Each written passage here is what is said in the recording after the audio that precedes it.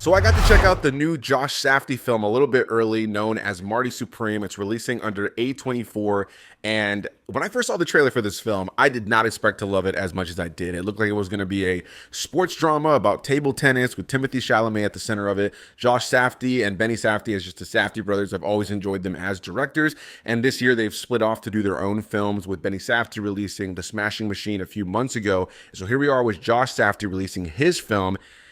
And this immediately became one of my favorite films I've seen this year. Just immediately shot up into the rankings of my favorite films of 2025. And I did not expect that. I kind of should have, given the talent behind this film, but man, when I saw the trailer, I thought, okay, this is just going to be a fun table tennis, kind of movie that's got this dramatic element to it and a great performance, I'm sure, by Timothée Chalamet and the rest of the cast that's in the film. You got Tyler, the Creator, in here, Gwyneth Paltrow, Odessa Azion, and so many others. Fran Drescher is in this film as well. And so, yeah, I went into the film hoping for a good time and walked away just thinking, man, this is everything that I want a film to be when I go to the movies. The performances are incredible, with Timothée Chalamet being just so good in this movie. I think he's one of those actors that, like, when I first saw him, I thought he was a pretty boy, good actor with, some acting chops, but I wasn't blown away with him.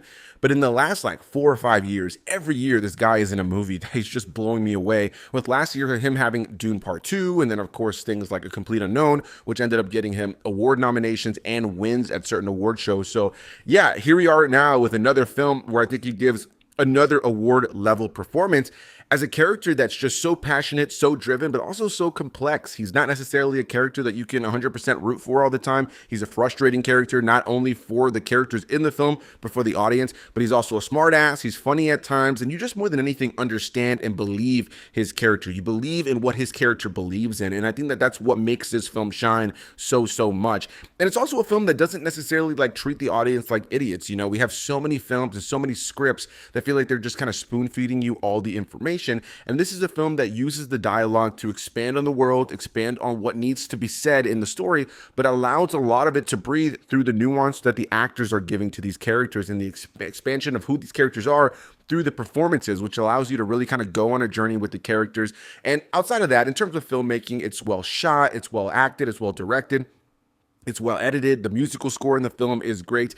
And I saw it in a packed out theater with other critics who got to see it early and a bunch of other people who got an early screening via Letterboxd. And everybody was locked in. You could hear a pin drop in the tense moments of this film. There were so many moments where people were locked into the humor, or the really tense moments, or just these moments had people gasping.